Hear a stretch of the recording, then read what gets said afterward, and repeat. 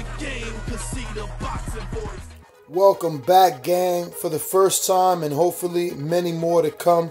Don't forget to subscribe to the YouTube channel and click on the notifications right here, this little bell, so you can get those emails every time we go live. Our guests. All right, we're live right now with the brother of Dillian White, Lamar White, also known as Dean. So, Lamar, if you could just give us some backstory about yourself and obviously your connection to your brother, maybe the upbringing. Happy New Year, and thank you first and foremost for coming on the show. You know, we do talk about your brother a lot, not always in the best light, so it's pretty good to have someone from the family and team here. Yeah, no, that's all good, man. Thanks for having me. I appreciate that. Yeah, so my name is Dean. You know, like Jamaicans, we tend to have pet names as well. So Lamar is one of those. So on my Instagram, it's Lamar Scott. So it's a pet name. So my name's Dean, Dean White. But yeah, and that's how it goes, really. But yeah, thanks for having me. I appreciate that, man. Nah, man, we appreciate you, man. We've been wanting to get Dillian on for a while. And honestly, I think today was fitting because, like I said, we usually are giving him slack here. We want to see him as Americans fight Luis Ortiz. But today things have changed. Today he's getting a lot of love because he's come out on another podcast earlier this morning stating that Anthony Joshua has Lowball offered him a offer even lower than what he received for the Derek Chisora fight. So Dillian hasn't made up in his mind that he's being ducked. As a family member, as a team member, what's the feeling in the camp, and what do you personally feel about the situation? You know, obviously I look at things a bit different. Obviously, he's the actual individual. He's the guy that's fighting. He knows what his value is. Yeah? He brings good pay-per-view numbers for himself. He's a standalone pay-per-view fighter himself. So the numbers are there and they don't lie. So Joshua's got his own pay-per-view numbers. He brings his own pay-per-view numbers. He does his own show. So Joshua shouldn't be trying to lowball him because obviously he knows what value he brings. In terms of when you break up the numbers and you look at these guys, like for instance, people say the fight with Derek Chisora weren't worth it, but Derek Chisora is a household name in the UK. So I'm sure, like, you know, hardcore fans will know who Derek Chisora is and know the animosity and the two fights between them, and will understand that, you know, these two had a chemistry. The English public wants to see this fight in terms of it would garner good respect in terms of views. In terms of, you know, there was a grudge there. So when you bring up someone like Ortiz, he's somewhat known in the UK, but there's no value. You know what I mean? A lot of people got to appreciate this is a business also, you know. So for me, I can understand both sides of the coin when a bro talks about this or Joshua talks about this. For me, I just think anyone who's got a belt, we need to be targeting. It's strap season. But we have been waiting to fight for a belt for some time, you know. So just fighting anyone like he's done for the sake of it, without getting his world title, it doesn't make sense, especially if it don't make financial sense. It's just ridiculous. You know what I'm saying? That's my take on that. What was you gonna say? But doesn't it make sense to call the Americans bluff? If you got Deontay Wilder, who's so brashful, he's talking all this junk, not to mention Dillian White has said over and over that this guy's a bum, that he's wild, he's sloppy, and he's saying, well, if you get through Luis Ortiz, you have a shot. You have my word. The same way that Anthony Joshua said, well, if you bring me 50 million, I will fight you. And now we think Anthony Joshua is a hypocrite, a liar. I mean, people calling him a duck because he didn't take that 50 million. Your own brother is speaking of the 50 million on the interview with Coogan Cassius the other day. Yeah, no, it's true. I understand that. Yeah, again, for me, I like to play, you know, the devil's advocate. I like to sit in the middle a lot of the time. Because I look at both sides, there's always two sides to a story. So, for me, when I look at the offer of 50 million, they offered the 50 million. I think Eddie Hearn said he wanted to see proof of funds, etc. Obviously, I'm not with them, so I don't understand what the technical glitches were and what went on. But the money was offered. I think they asked for proof of funds, which is, I think, normal. And I think there was some form of a hitch. I believe Joshua wants to fight him. Maybe it's Eddie Hearn. Eddie Hearn his promoter, he's guiding him in the right way. I think that'd be a good fight. When my bro called, what did he say? He said, Wilder's, what's the word we're looking for? Let me see. I wouldn't say he's skillless because he's 41 fights undefeated. Listen, but however you look at that individual, he's doing something right because he's beating the opponents that are in front of him. I personally don't think he's the most technically gifted, like a lot of these guys. You know what I mean? But he's getting the wins. He's WBC champion. He's been there for a while. He's got a lot of respect with the power he wields in that right hand. So, you know, you got to give him his respect. I think there's a situation with Tyson Fury. What's going on with that? Because I think he's meant to fight to Tyson Fury, but he doesn't want to come to England. I think he lost that fight, Wilder. So, you know, there's swings and roundabouts when it comes to this stuff, you know? Well, hey, how you doing, Dean? This is Mario Munguia. And to answer your question, yeah, you know, Fury actually gave some comments the other day, seeming like the negotiations were, you know, going well or going back on whatever. So I think we will see that fight. But I just wanted to ask you, look, you seem very rational, you know, and I know you've hung out with Joshua in the past. So you're saying there's two sides to every story. To me, I think it's, if you're saying that the offer was lowball, and if you're saying it was insulting, to me, it sounds like, you know, it's a business tactic. You know, you go low or he goes low, you go high. Don't you think it would be better to like fix this stuff in the negotiation table? I mean, did y'all negotiate? I mean, do you know if there was a counter offer sent that Joshua returned? I mean, how far into negotiations was it? Was it just an offer that Dillian scoffed at and that was it? What you got to appreciate is obviously Christmas and New Year's is gone, but everything's only just getting back into normal business life. So I believe there was a meeting recently, so maybe that's when that offer was put to the table. Maybe he does want a counter offer. So, but I think maybe my bro just offended in the outset because we lowballed him, maybe. So I'm not sure. I can't answer for him because I haven't, you know, you guys have come with this. This isn't something, you know, I've actually said, oh, yeah, it's actually the truth or gospel because, you know, he didn't tell me that. So I'm obviously going off what you're saying. But it's just normal. It's normal business. I believe these people, everyone tends to lowball you and they want you to, you know, bat it back across the net, like, you know, like tennis. They want you to come back with another offer and see what it is. But Joshua knows the work. He should know the work. Because obviously, what did he offer Parker? But after Parker was the world champion and he wanted the belt, so I guess he offered him a high number, you know? What's going on, Dean? Michael Gross here. Now, you talked to Dillian. You his brother. Y'all have personal conversations. One thing that his opponents had in common this year, they all touched the canvas. Do you think that the reason Anthony Joshua may be lowball you guys is because he sees the power of developing and Dillian White's shoulder is all the way healed from the previous fight? You know, I'm sure a lot of these guys all know the threat my bro poses. He could be lowballing because maybe you might be right. He might not want to fight. And that's a way not to fight someone. You lowball them, they get annoyed, you keep lowballing them, and they just think, you know what, just forget it. You know, that kind of thing. So that could be the possibility. Like I said, I don't know what's in Joshua's head, but he wants to fight Wilder, so he keeps alluding to. He wants to make the public believe that that's the fight, and that's the only fight for him at the minute, or Tyson Fury. But listen, you know, action speaks louder than words. So, Mr. White, I'm going to just play your brother's audio from this morning on TalkSport. There's been the first offer, but it is utterly ridiculous. It's way less than what I made against Chisora, basically. So there is an offer on the table, but it's a lot less than what you were offered to fight Chisora. It is a ridiculous offer. I don't think they're not serious about the fight. I don't think they want to fight. I think they just made an offer to cover grounds that, okay, well, we've made an offer, but it's a ridiculous offer, and the offer comes with other options as well, so they're not serious about it. Are you insulted by the offer? You know, it's just silly. You know, I mean, I've worked my way up. I'm a pay-per-view.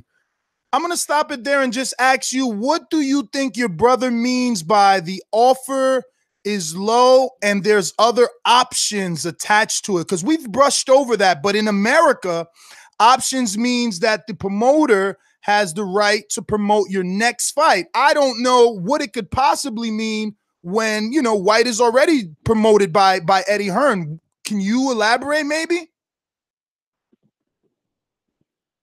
You know, what the situation is, there's always offers, like you said, you know. He can fight anywhere he chooses, to be honest. You know what I mean? So obviously, Eddie Hearn is the promoter. We're not gonna overlook that. But we can fight in America. We can fight on any other card that's available, as long as the numbers are right. We're actually coming to the States very shortly. So you know, we'll find out what offers are out there, and you know, mooching around as we say over here to see what's on the table. There's loads of options, man. Listen, he's not going to sit around waiting for Anthony Joshua. No chance. That's just not going to happen.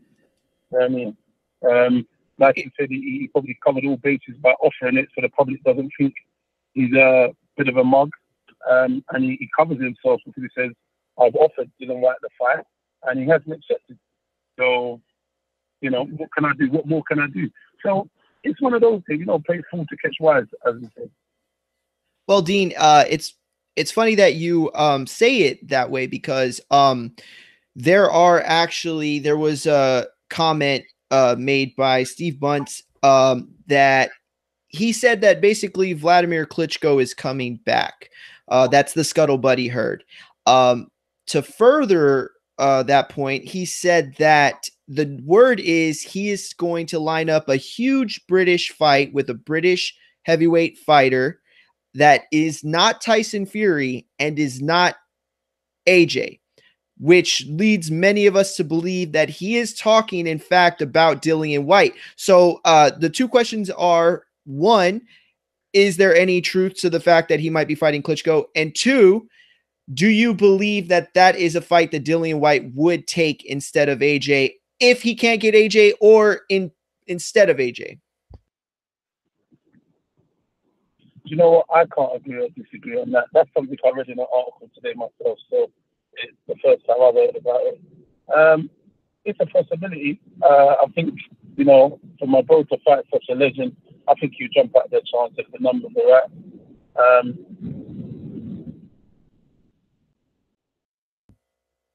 You there, Dean?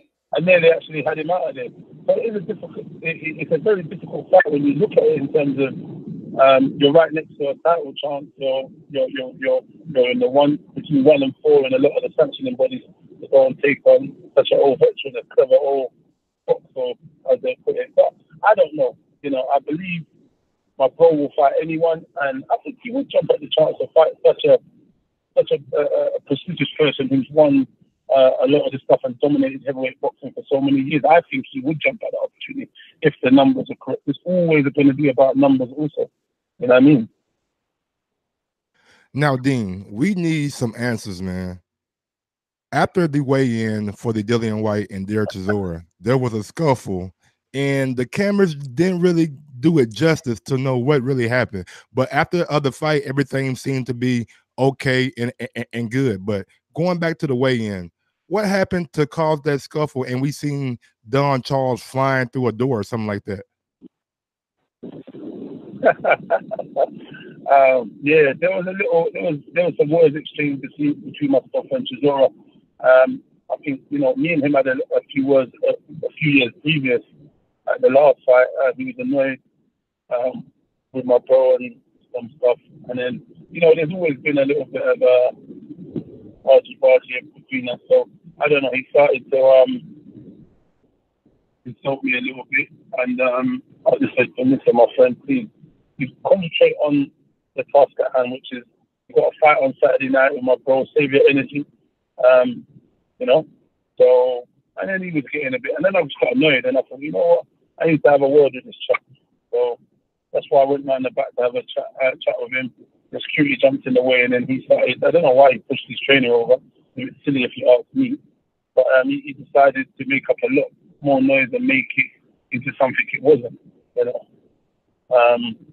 So the question, the answer to that question is actually nothing happened.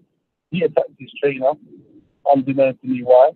And there was just a few choice words which was had, and he was annoyed. He was annoyed. I was annoyed.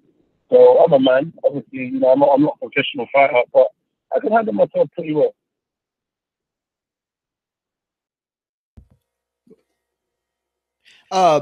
Now, look, I don't want to beat a dead horse, but I do want to double back real quick because I just want to feel out how the Joshua fight and a potential Vlad fight, based on what you said. And I understand that you know, that's the first you're hearing it, but just theoretically, you know your brother better than anyone, I'm assuming. So you know how important the Joshua fight is, and you know how important it's not.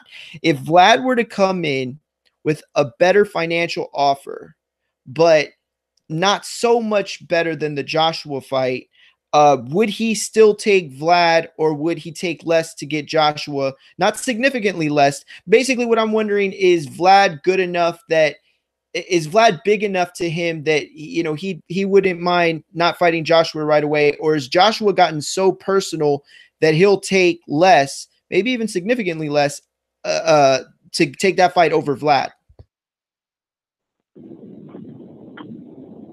That's a good bloody question, isn't it? That's a good one. I'm just looking at it, thinking it in my brain. I'm looking at it. What you've got here is a very good question. What you've got here is you've got history. You know, you've got history of trying to take down a former champion who dominated for many, many years. You know, and that in itself is a big achievement.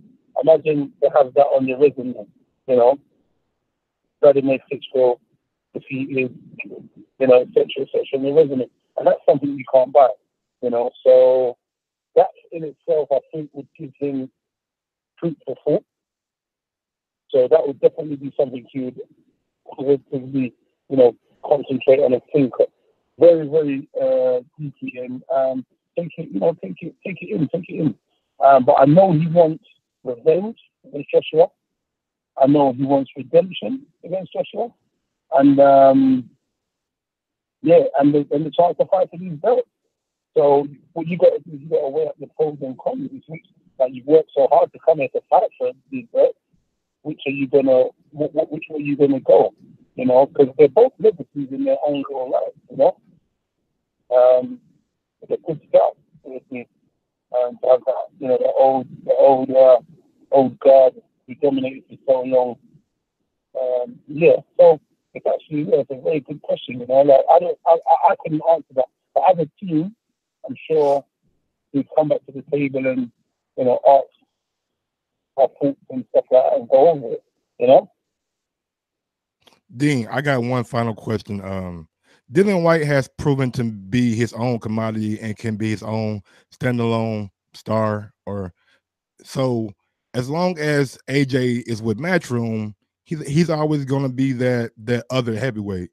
After his Matchroom contract is up, has there ever been any talks of like trying out another promoter or another network? America, Showtime. And to be honest with you, ESPN does not have their own heavyweight right now. No, listen. Like I said, you know, we're going to be in America shortly, real shortly. So anything is possibly the sky's the limit in terms of what we can go and what we can do and what we can achieve with these people. But it depends what path they're laying, what they're actually saying that, you know, they're prepared to offer. And who's Wilder with again? Sorry. What was that last part, Dean? You said who? What? I said who's Wilder with? Who's promoter? Wilder has no promoter, but his alliance and loyalty, according to him on his social media, is with Showtime and Al Heyman. The PBC brass. Okay, so Showtime, if there's anything going on and they was happy, I'm sure that would interest my bro, because obviously that would be a potential to fight. Rather, if he was one of their fighters, they'd I mean, if you guys expressed interest in the US, you would definitely get a Showtime deal, because you have your brothers mentioned interest in wanting to fight Dominic Brazil, because Dominic Brazil has done a pay-per-view with AJ. He's with PBC. Your brother has always expressed interest in wanting to fight the WBC champion Deontay Wilder, who's obviously with PBC. You got Luis Ortiz over there. You got Andrew what's the name? Konaki? Kornacki. What's his first name? He just beat Charles Martin. You remember? Adam Konaki. That was a bruising fight. Adam, that was a bruising fight for a minute. Yeah, but isn't that a good style isn't that a good style matchup for your brother? He needs a guy that comes forward. Your brother's the kind of guy that wants to catch you with the counter punch, you know? Yeah. No, definitely, potentially those fights. But yeah, again, what you got to remember, these guys are down the ladder a little bit, and what are they bringing to the table? But that's the thing. Right, that's what we're trying to tell you, Dean. That's what we're trying to explain to you. In the UK, your brother's the B-side to AJ. In the US, right, he brings more. So in the US, he would be the A-side to Brazil. In the US, he would be the A-side to Luis Ortiz. In the US, he would be the A-side to Adam Wanaki. You know what I'm saying? I mean, he's the one out there in the interview with Coogan saying that these guys need to be sensible. He feels on the outside in his own promotion is what I'm interpreting. How about you? No, I agree with that. It's like you said, with AJ, he's the B side. With a lot of the other guys, he's the A side. So all of this is what they're prepared to offer. Because the numbers he's making now, and what you got to remember, if they're talking in dollars, it's going to be significantly lower than he'd be getting if he was doing his own pay-per-view shows out here, packing out 25 in the arena at the O2. So all of these things would be weighed up against and considered, you know. But definitely the market in the US is definitely is going to be looking to try and monopolize of some sort and kind of meet a few people. So yeah. I think we're like I said, we're there next week at that donor fight. So we'll find out, man. We're gonna have some meetings and we'll figure this out. And Dean, it's not like if he signs with PBC, he wouldn't be able to still do pay-per-views over in the UK. They have a deal with ITV, and they're going to start doing pay-per-views with DeGale. Yeah. Can you repeat that, Dean? We didn't catch it. Sorry, I missed yourself as well. I heard someone talking, but I didn't quite get that. Say that again, sorry. I was going to say it's not like Dillian White couldn't still be a UK pay-per-view star, because PBC has a deal with ITV, and they're going to start doing pay-per-views with James DeGale and Chris Eubank being the first one. How many fights does Dillian White have left with Matchroom? I actually saw that. I saw that. Say that again, last week. I heard it just before, sorry.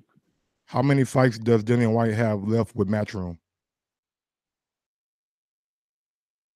I'm not sure how their contract goes, but I believe he can fight where he chooses to fight. I think they've got quite a flexible contract, you know? Wow. Nice. Well, Dean, listen, man, we don't want to take too much more of your time. We do thank you for it. If you got any final statements, any social media you want to give out, you know, you can do so at this time. And again, we just thank you for your time, for coming on the show and just talking a little boxing with us. No, listen, I appreciate the opportunity, man. It's been wonderful with you guys. Sorry I couldn't give you any more information, but at the same time, you know, you guys are quite informed quite well. Just follow me on Instagram, Lamar Scott, LemarScottT, Lamar Scott, man. It's been wonderful with you guys. It's been intriguing, some of the questions that I asked. Yeah, and I appreciate the love, man. Nah, man, you're going to be getting it regularly, man. We'll look to get you on at least twice a month if you have the time, and maybe more if you really have the time. There you have it. Lamar White, a.k.a. Dean, part of the Dillian White camp, obviously the brother, giving us a great interview. You Yeah, if you're watching this on Enjoy, YouTube, man. don't forget to hit that thumbs up button. It helps with the visibility of the show. What is up, TBV family? Yes, YouTube has been cutting funding to their channels as of late, and with net neutrality going through its process, the internet is changing. If you want to keep your favorite channel intact, coming up with tons of content, and plus get hours and hours of extra content, head over to patreon.com/ThaBoxingVoice to become a member of the TBV family and help support the channel. Peace.